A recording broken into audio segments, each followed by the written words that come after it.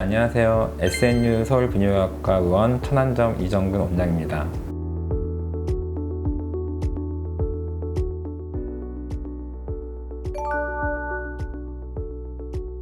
방광염은 다른 말로 오줌 소태라고도 많이 하는데 비뇨기과를 방문하는 여성분들의 대표적인 질환이죠. 보통 빈뇨나 배뇨통, 급박뇨, 아랫배 통증 등을 주소로 내원하는 경우가 많고 좀 심한 경우에는 유관적 혈뇨도 좀 동반해서 많이 방문합니다. 보통 1년을 기준으로 해서 3차례 이상 방광염을 걸리게 되면 저희가 재발성 방광염을 하고, 이런 경우에는 다른 방광염 환자들과 달리 조금 더 주의 깊은 치료 및 관리가 필요하다고 생각합니다.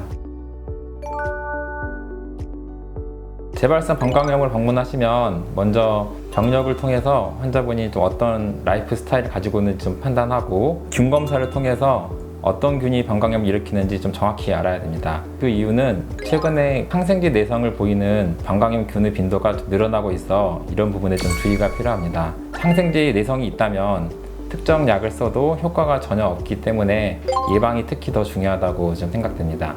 그리고 재발성 방광염과 혼동할 수 있는 간질성 방광염이나 과민성 방광 같은 유사한 증상을 일으킬 수 있는 질병이 있는지 좀 감별하는 것이 꼭 필요합니다. 재발성 방광염이라고 이제 진단이 되면 먼저 바로바로 먹을 수 있게 항생제 비상약을 처방을 하기 위해서 환자분이 이제 지내시다가 방광염 증상이 생기면 병원에 오지 않고 빨리 적절히 항생제를 집에서 먹을 수 있게 해주는 것이 좋습니다.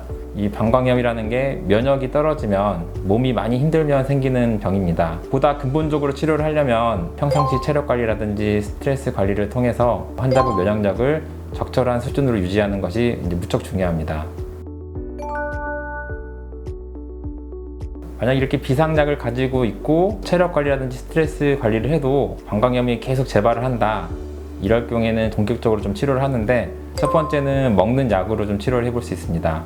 그리고 두 번째는 방광 안으로 어떤 약을 주입해서 방광 면역력을 좀 올려줍니다. 먼저 이제 먹는 약은 보통 많이 쓰는 여러 가지 약이 있는데, 유로박솜이라는 약도 좀 많이 쓰는데, 쉽게 설명을 드리면 방광염을 일으키는 균에 대한 어떤 저항력을 올려주는 겁니다. 저항력을 올려줘서 몸이 방광염 균에 대항을 잘 할 수 있게, 일종의 좀 예방주사랑 비슷한 효과라고 생각하시면 이해가 빠르실 겁니다. 3개월에서 6개월 정도 복용하면 1년에서 2년 정도 방광염이 안 걸리도록 좀 예방해주는 효과가 있습니다. 그리고 두 번째로는 이제 방광 내 약물을 주입하는 건데, 이거는 이제 최근에 이아루릴이라고 방광 내 약물을 주입하는 그런 약이 나왔는데, 기본 원리는 방광의 어떤 점막 안쪽에 GAG 틈을 두텁게 해줘가지고 방광염이 안 걸리도록 방광 면역력을 올려주는 방법입니다.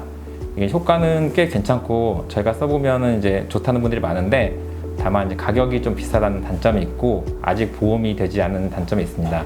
다만 실비 처리는 가능합니다.